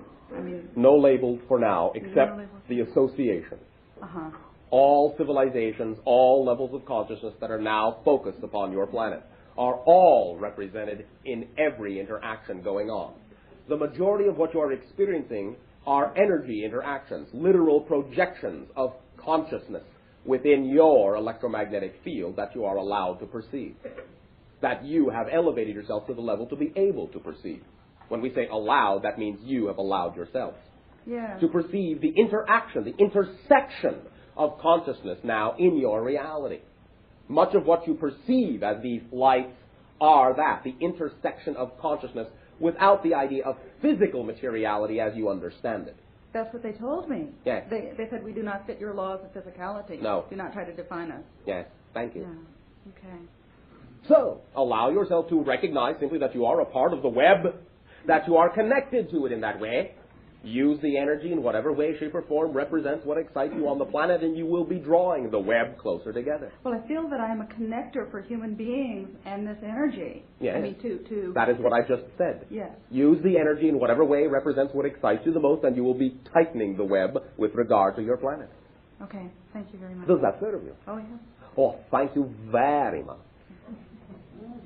for lighting up your life. Surely. Bashar, I just want to share, thank you for 6 months ago telling me that my flute would be my magic wand, and it certainly has been. Well, thank you, Maui Mary. And also the party happened that you described, and the friends were there that I didn't know at the time. Did you have a good time? A wonderful time. Well, thank you. And I'm just ready to go back. And I want to know if you have anything to share with me about my role in the harmonic conversion on Maui and what I should be doing. There is nothing that I need to say, and there is nothing you should be doing. You will do what your heart moves you to do. You are, after all, as I have already said, Maui Mary. Thank you. Thank you. Sharing. Good evening, Bashar. And to you. I have been taking a lot of the things that you've said on your various tapes seriously. Oh, thank you. Number one is take action, and I found out that when you go out and actually take action, that what is said on the tapes or any place else then becomes your own and becomes real. Yes. So I decided, what excites me that I can take action on? Yes. I decided to get people together in groups out camping so that they could connect with the earth and the universe and have common experiences. Oh, exciting! Yes, we had a wonderful, wonderful, wonderful weekend last weekend. Oh, 3 wonders. A triad of wonders. You also said that we should be networking, so we thought... Not well, should.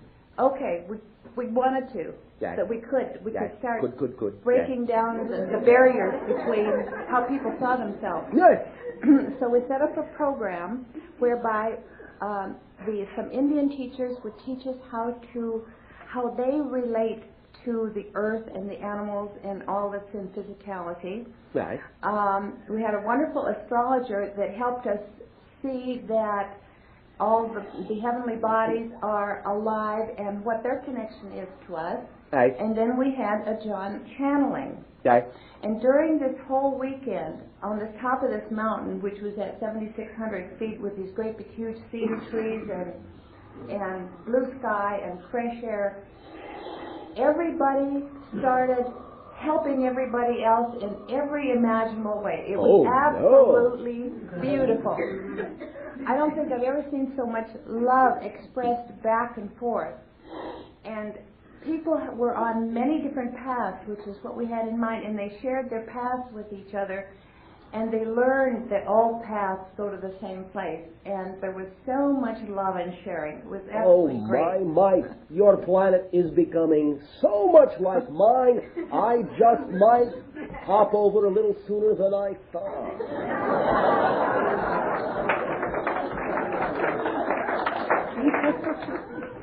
Well, I thought you might be looking down on us because the last time we converged as a group on the top of the mountain, which was after the John channeling, we formed a great big circle, and the leaders started inside the circle, and we did hugs all around until everybody was just absolutely glowing, and I could feel the energies around us.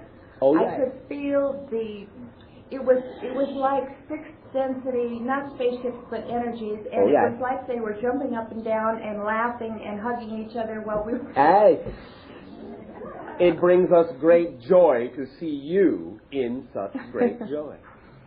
And so I thought of the geometric progression that you had talked about, and I thought, with this kind of energy going up and out into the mass consciousness, I thought, now there's a whole bunch more of total acceptance and loving allowance that the whole planet can grab onto and use for their own purposes. Yes. Thank you for creating that effect and that impact. Again, every single individual has an impact. Together, you are overwhelming. And so we're going to do it again on the same mountain at the convergence. Thank you. We shall be there to receive our hugs. Good, wonderful. And Thank you. to give them out. Good. Feel yourselves wrapped in the energy of all that is, of the association. We embrace you. Thank you, Bashar. One moment. How many of you signify by saying, yes, have a strong desire for your government to release the information it has regarding extraterrestrial contact upon your planet? Yes. How many of you have written those letters? Don't know what that's about. As we have said, it is about being in love, in a loving way, sitting down, and in your own loving words, letting your governments, which after all are you, know that you now desire them to release that information. You now desire to know what is going on. Use your own words. You know what you want to say. Now, this is simply, to some degree, an indicator of the degree of what may be called a difference between the idea of knowing what you want and being willing to act upon it. In no way, shape, or form are you ever a disappointment to us. However, we simply do a little checking from time to time to let you know by simply hearing yourselves as to whether you really have the convictions you say you have. Because if you do, you'll act on them. How many have written? Say yes. Yes. See the difference. Thank you very much. Just checking. Chatting. Hello, Bashar. And to you. I was understanding that there is a Syrian energy that's occurring either now or I actually was told a date of July 23rd, and I was wondering. Serious energy is being sent to your planet all the time. Oh, all right. Well, I guess my question was that if there was a stronger energy being sent on the July 23rd, or you got something in the mail on this. There is what you call a juxtaposition between your solar system and their solar system around that time frame. And because of what appears to be a link-up, a closeness, a harmonious overlap spatially, then that is an indication that there is a doorway, an interface that makes it perhaps more conductive or conducive for transmissions to be picked up by you on the mental band. But they are always being sent. You follow me? Yes, I do. But what kind? I don't understand what kind of energy it is. I guess I just don't know enough about it. It is the energy of play, the energy of joy, the energy of love, the energy of creation. It is energy for you to create and sculpt into whatever you desire your reality to be. It is also very strongly connected to the energy of your dolphins, because they are the other alien species upon your planet. And when you form a quote-unquote association, a federation with them, then you will be one world and can interact with other whole worlds. The energy of Sirius is very closely connected to the dolphin energy because the dolphins swim in a physical sea, and the sixth density beings of Sirius, in a sense, exist in an energy sea. You follow me? Yes, I do. So, they simply send love and light, much light, for you to do whatever you wish to do. Some individuals simply vibrate more in accord to their particular frequency than someone else, and so they will derive best benefit from that particular wavelength. So they send it, knowing that there are individuals who will identify with it. Follow me? Yes, I do. Does that serve you? Yes, it does. Thank you very much. There will be but a few moments remaining for this interaction. Chatting. I'm Sarah, and I want to ask about the energy that we were working with in October from Sirius, and the energy that came from Sirius, and we have it on the 4 stations, and one in Washington, Moscow, and on the mountains above near Geneva, and in Shambhala, the Gobi area. Gobi Desert. Yes. And that energy has been here since 1981. And I wanted to ask what you have to give us on that energy. Chapa came last time and told us about it. It is a specific frequency that has to do with creating a vibration in your reality that makes it more conducive to begin to experience telepathic links among your own members of society. To unite specific projects that are going on, specific interests that are going on around your globe, so that the individuals with the same interest will be in touch with each other, will draw each other closer together, and form a unity and a momentum so that those particular projects can come to fulfillment. Yes. It is therefore a strengthening of a telepathic bond among many members of your society. That is primarily what the particular frequency is for. Thank you. No, thank you. You have to avail yourselves of it in order for it to do any good. Yes. And thank you for availing yourself. Yes, and that is we're working to help make this a sacred planet. It already is. Yes, that's good. Thank you very much. And thank you. At this timing, allow us to extend to each and every one of you a reflection of the love that you are waking up into knowledge of. But let us remind you that if you are willing to be that love, then act it out. Expand, interact. It is the relationships that you are in your world that create the changes. The relationship between yourselves and any idea that you now acknowledge to be a part of you. Be your side of the relationship fully by acting in it, by acting as it. It is the action that makes a difference. The intent is very strong. The desire, all well and good. Your hearts in that sense are behind it. Now move your bodies. We thank you. Our unconditional love, energy, and excitement to you all. Pleasant and exciting dream lives and life dreams. Good day. Good day.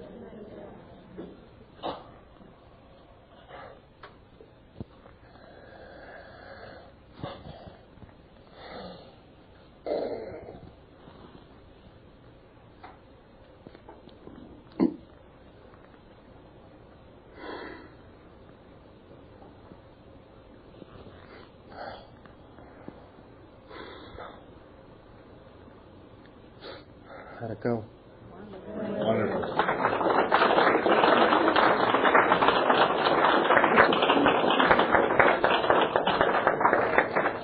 Thank you all for being here tonight. Thank you all for coming. Remember, next week is Revelation, and the female energy that will be coming through that Bashar mentioned is Anima, who is a social scientist on her planet, on the planet of Essassani. And if you want to take